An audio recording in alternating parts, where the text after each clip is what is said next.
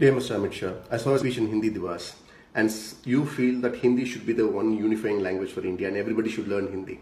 Apparently, you have no concept of what it is to be an Indian, what India is. You only know about Hindi, and that is what you're trying to do. So let me, impart certain things to you. Now, the whole concept of India is 72 years old. We were all different princely states before the Britishers came in. And only when the Britishers came in, we came together and fought them. And after independence, Sardar Vallabhbhai Patel went around the country and said, let's all come together. Let's not be divided. Let's come together and be as one country. And we agreed to it. And when we agreed, we made a promise to each other. And what is that promise? When we say to each other, I respect your history, your culture, your tradition, your language, and everything about you, and you do the same to me. I will not impose anything on you. You will not impose anything on me. We are equals. That is the promise we made to each other. When you try to impose your language on me, you cease to be equal to me. You are trying to become my master, and that we will not allow. See, only an ignorant person will think, it's just a language, what's the big deal, learn it. No. A language is a culmination of a person or a community's history, their tradition, their culture, their consciousness, the way of thinking. It is all embedded into the language. So when you impose Hindi on us, you're imposing your way of life, your thinking, your thought process, your history and tradition on us. You're belittling us. You're taking away our identity. I'm a Tamilian. Okay? Our history dates back 10,000 years back. This Dravidian family of languages has been the, native language of India. Sanskrit came from another country. It is not an Indian language. It is from a Proto-Indo-Aryan descent. Go read your history. So, technically speaking, maybe the Dravidian language should be the national language. But are we saying that? No. Why? Because we respect each other. We don't impose anything on each other. Now you can ask, what is the big difference? What happens in language imposition? You just have to travel 200, 300 years back. When the Britishers came in, they imposed their language on us. And now we started to believe that everything Western is great and everything Indian is not so great. We become insecure and ashamed of ourselves. That is what happens in language imposition.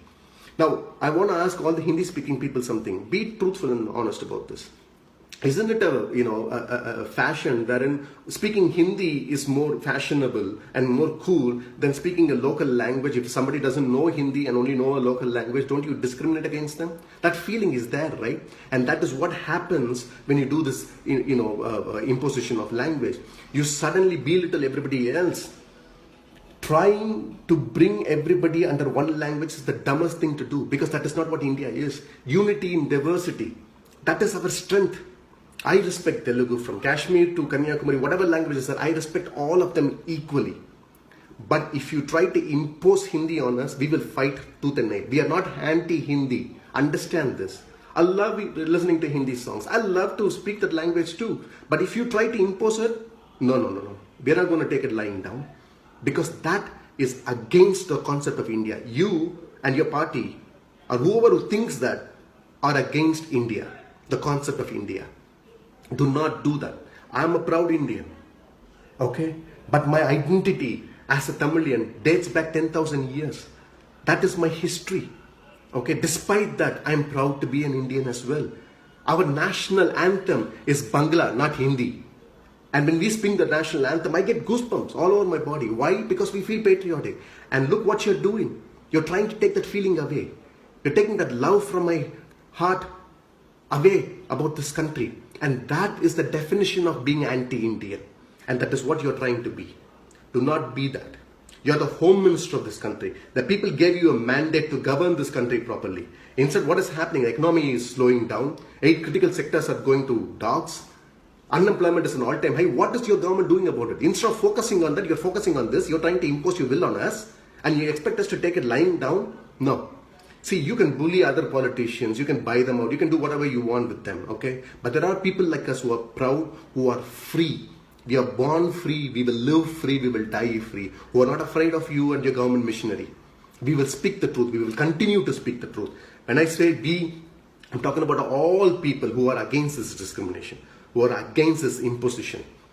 This is nothing but a colonial mindset, a mindset of a colonial master. And we have already been enslaved once. We will not be enslaved again. And all of us will fight against this. Because we have to protect each other. We have to fight for the concept of India and live as Indians. Jai Hind.